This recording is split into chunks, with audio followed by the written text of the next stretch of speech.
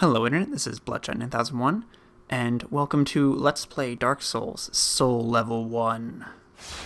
So, I know I did this a long while ago. In fact, it was probably about a year ago that I started it. And back then I was not doing live commentary, I was only doing scripted commentary, or post-commentary, whatever you want to call it. And that didn't work out well for me. I did not feel too comfortable with the result. I thought it felt very forced, because it quite literally was, honestly. So I decided I wanted to continue to try to do this series of Soul Level 1, but I figured I would try it again with live commentary, because I feel like that's just what I'm better at. So we'll see how this one goes. So, right now I'm just making a character, since I'm going to be trying to make a bit of a trolley class, or build, I guess.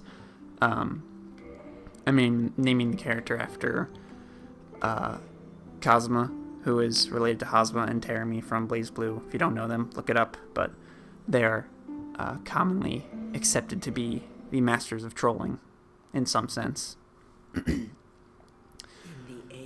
But yes, so, the point of this series is to show a very efficient way of going through a Soul Level 1 playthrough. It's not going to be a speed run of a Soul Level 1 playthrough. It's not going to be a no-hit playthrough. In fact, I'm probably going to die a few times here and there. I'm not going to try to die too much, but this is just to show people who have been interested in doing a Soul Level 1 run-through how to do it and what it looks like. Now, you might be asking, Bloodshot, why do you even want to do a Soul Level 1 playthrough of Dark Souls anyway? It's already hard enough, and there's several reasons for that.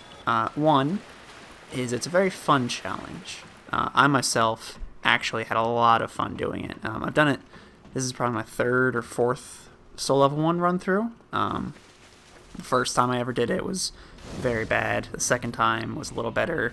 The third time I did it, I kind of was just scouting out a bit of stuff for this just to make sure I didn't forget it, because it had been like a year or two since I had actually played, and I wanted to make sure I wasn't going to be totally lost in the beginning. I didn't get too far. I only got far enough to basically remind myself, you know, how to play. But there's another reason you might want to do a Soul Level 1 playthrough. And that is that if you want to invade people, which is the PvP of this game, for those of you who don't know, there's a formula you can use to determine who you can invade. And you can invade anybody who is in an area where they have not defeated the boss yet. And you have to be, I think you have to be lower than their soul level or within 10% higher. But what that means is that you can technically invade people in the opening area, but because they're such a low level and you can't really get to the high level invading stuff, you can't really invade them, or at least not well. There are a few cracked red eye orbs in the beginning area which you can use, but they're limited in number and you can't really keep getting them. You can't harvest them until late in the game. So if you do a Soul Level 1 playthrough through the whole game, you can actually get to the point where you can PvP with anyone. And so if that's something that intrigues you, then this is the video for you to find out how to do it. I know a lot of people are probably going to give me flack because there shouldn't be any twinkers, as they're called, you know, low level, but high equipped people killing low level people. It's Dark Souls, you know.